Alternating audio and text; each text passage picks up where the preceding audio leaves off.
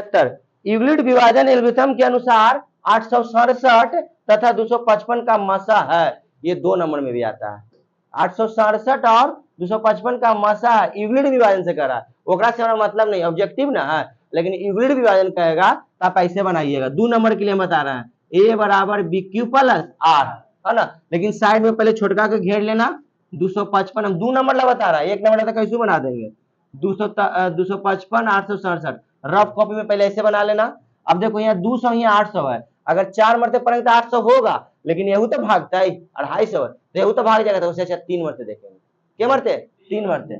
255 में 3 से गुना कर लो, 5 या 15 5 हाथ में 1, 5 या 15 16 हाथ में 1, 3 दूनी 6 1 7, क्या मरते 765, 3 मरते 765, 7 में से 5 गया 2, 6 में से 6 गया 0, 8 में 7 गया 1। मसा में क्या करते हैं हम, एकरो घेरेंगे, ये आपका चैप्टर में मैथ है 1.1 में। फिर 255 उतारेंगे, 2 मरते 204 लग जाएगा, फिर बच जाएगा 51, 51 को घेरेंगे। अब क्या उतारेंगे 255 102, 102, 2 मरते 102, पूरा पूरा कट गया तो ये 51 हो गया। जब मसा ये नहीं हुआ, यह हुआ 51। कहाँ है, 51 नहीं है, उल्टा का ऑप्शन है।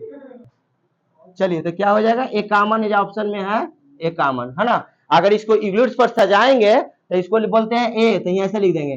2 नंबर में वहां ले लेना है, 2 नंबर वगैरह से 867 बराबर 255 गुना 3 प्लस 102, फिर सजाना 255 बराबर 102 गुना 2 प्लस 51, फिर सजाना 102 बराबर 51 गुना 2 प्लस 0। कोई बड़ी बात नहीं है, ये सब चीज हम चैप्टर चालू करेंगे जाइए बताएंगे। ये 2 नंबर के लिए हुआ।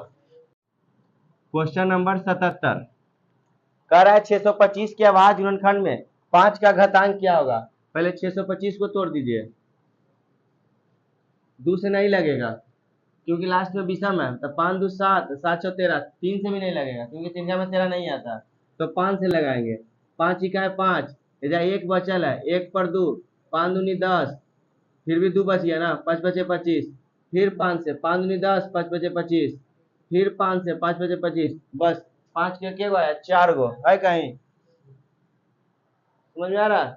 आगे निम्न में कौन परमेय संख्या है। परमेय संख्या को जी वैसी संख्या जो p बटा q के रूप में लिखा हो, जहाँ p तथा q पूर्णांक हो एवं q नॉट इक्वल टू 0, अगर ये रूट में हो तो जिसका वर्गमूल निकले वही परमेय संख्या हो जाएगा। क्लियर है। तो √3 है, √3 का वर्गमूल नहीं निकल रहा है, छोड़ देंगे। आगे ये देख लेना है, पहले उसके पहले ये देख लेते हैं। 4 प्लस रूट 4 परमेय है, लेकिन ये कोची है अपरमेय।